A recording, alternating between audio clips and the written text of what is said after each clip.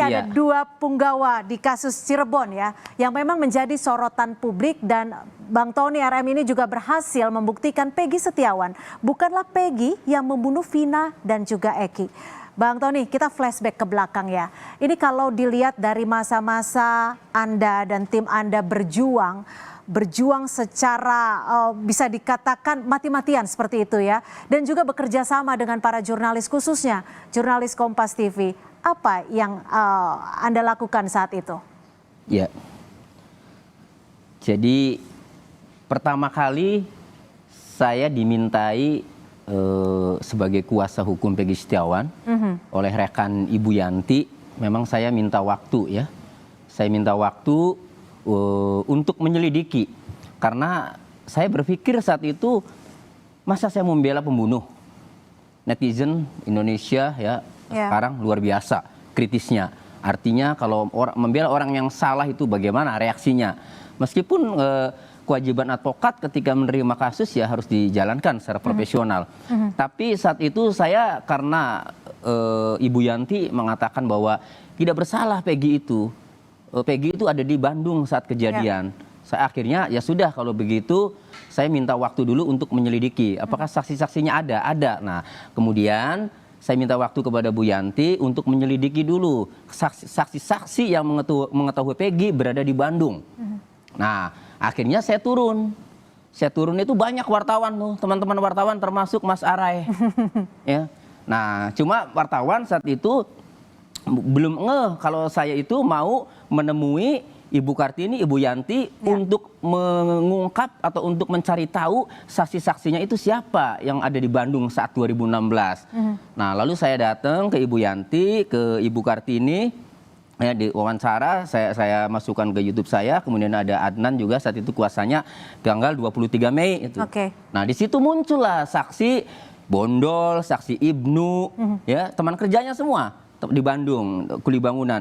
Kemudian Robi adiknya, kemudian Suparman, kemudian Agus Koaceng yang pemilik bangunannya, nah kemudian Pak Rudi Irawan bapaknya. Nah, dari situ kemudian teman-teman wartawan ini, Bu, termasuk Mas Arai ini ya, langsung tuh setelah saya buka ada saksi yang mengetahui bahwa Peggy itu ada di Bandung, langsung teman-teman wartawan termasuk Mas Arai ya langsung wawancara di situ. Nah, setelah itu kemudian saya menemukan lagi saksi Bondol. Saya diskusi sama teman-teman, karena terutama Mas Arai. Mas Arai ini selalu ngikuti saya nih, Bu. Jadi kalau saya menemukan, ada kerjasama dan juga diskusi ya dengan para jurnalis, khususnya Kang Arai. Iya. Karena misinya sama, kita ini mau mengungkap kebenaran. Baik, gitu. Kang Arai, sebagai satu-satunya jurnalis Kompas TV yang bertugas, ini kan kasus besar menjadi sorotan. Apa suka duka saat mendapatkan tuntutan yang luar biasa dari redaksi kami, redaksi Kompas TV, dari Kang Arai? Pada saat itu saya merasakan secara manusiawi, jujur saja, kebingungan dan kelelahan. Kebingungan karena ini merupakan pengalaman pertama saya mengikuti kasus yang cukup besar dan tidak sebentar, lama. Dan juga kelelahan karena hari ini saja belum selesai, tapi tugas untuk besok tuh sudah terdata, sudah di list oleh kantor untuk mengejar penelusuran ini, penelusuran itu, mencari ini, mencari itu, dan sebagainya. Sehingga saya perlu untuk mengatur ritme itu semua, mengatur bagaimana proses peliputan biar lancar, dan tentunya menjaga kondisi tubuh agar tetap fit. Itu yang pertama. Tapi setelah ini selesai semua, saya kira duka itu terbayarkan dengan semua pelajaran yang berharga, terutama dari pengalaman ini, peliputan, dan juga Kompas TV yang terus memberikan kepercayaan saya untuk belajar melakukan peliputan demi peliputan. PTC itu ya, saya sudah cukup, saya dari 2013 bergabung di Kompas TV. Tapi pengalaman PTC, kemudian breaking news sambil naik motor, tangan kanan bawa motor, terus tangan kiri pegang kamera. Terus kemudian saya menelusuri, melakukan peliputan penelusuran dari satu tempat ke tempat lain, digabungkan menjadi satu materi berita. Itu pengalaman pertama bagi saya dan berharga sekali. Kang Arai, Anda kan tentunya harus tak hanya membagi waktu, tapi Anda juga harus membagi pemikiran, tidak hanya kepada narasumber, kepada tuntutan kantor. Bagaimana membangun kedekatan dengan para narasumber? Kita tahu bahwa narasumber juga susah-susah gampang gitu ya.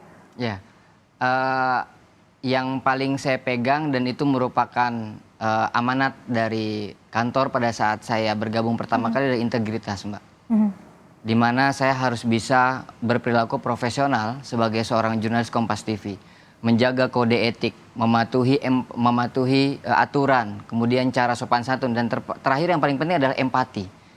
Bagaimana cara kita bisa mendekatkan diri dengan tidak hanya dengan kuasa hukum, dengan Pak Tony salah satunya yang sangat terbuka sekali. Jujur aja, saya belajar banyak dari Pak Tony. Orang yang menurut saya kuasa hukum yang tidak pelit ilmu. Tidak Jadi pelit sering ilmu diskusi ya? banget. Bahkan pada saat dia menemukan satu pasal baru, korban saja, penemuan korban, ada Ibnu, ada Bondol, ada Suparman, saksi-saksi, itu terus dikasihkan ke teman-teman media. Sehingga akhirnya dari satu persatu babak, itu diikuti dengan, wah ini saya belajar lagi nih, wah ini saya belajar lagi, ini saya belajar lagi. Dan pentingnya empati dengan keluarga Peggy Setiawan, yang pada saat itu dia disangkakan sebagai pelaku pembunuhan yang memang bukan. Bagaimana perasaan seorang ibu anaknya seperti itu kan. Nangis lah, terpukul, terpuruk dan lain sebagainya. Kita kan dituntut bukan hanya sekedar mencari visual yang bagus, tapi kita bisa berempati. Empati itu bisa kita lakukan di luar kamera sebetulnya. Bagaimana kita berkomunikasi dan kedekatan kepada setiap pihak. Setiap pihak. Bang Tony, saat ini klien Anda sudah dinyatakan bebas dari tuntutan dan juga penetapan status tersangkanya. Apakah, tapi di sisi lain saat ini kan para narapidana sedang mengajukan upaya PK. Apakah Anda masih optimistis bahwa pelaku yang sebenarnya akan terungkap? Ya, kalau pelaku yang sebenarnya ini hanya Mabes Polri, tim khususnya inilah yang tahu. Kami ini belakangan muncul saksi-saksi, bahkan mengetahui sampai standing motornya itu, jumpingnya itu diketahui kan. Artinya bahwa itu menandakan kecelakaan. Ya, jadi belakangan muncul ke arah kecelakaan. Tetapi ya, Mabes Polri ini kan lagi bekerja. Jadi terungkap tidaknya, kalau pertanyaan terungkap optimis tidak terungkap pelaku yang sebenarnya, berarti masih ada peristiwa pembunuhan. Sementara ada update terakhir dari saksi-saksi yang mengarah ke kecelakaan. Oleh karenanya, Mabes Polri ini harus segera hadir, harus segera umumkan. Agar asumsi-asumsi liar, kesaksian-kesaksian ya, atau spekulasi-spekulasi yang terjadi di masyarakat ini segera selesai. Inilah saatnya negara melalui institusi kepolisian ini harus hadir, harus segera mengumumkan hasil penyelidikannya dari nol melalui tim khusus yang dibentuk Kabar Eskrim maupun Pak Kapolri itu harus segera umumkan. Khawatir apa sih kan? Justru kalau tidak diumumkan nanti masyarakat bisa menilai ditutup-tutupi. Nah, itu.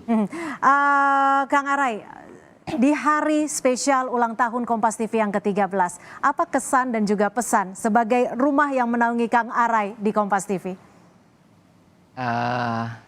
Semoga rumah ini terus menjadi tempat belajar bagi saya, bagi semua jurnalis Kompas TV tentunya. Tempat kita melahirkan berbagai macam karya. Dan jadilah insan yang terbuka. Artinya ketika mendapatkan kritik dari kantor kita harus siap.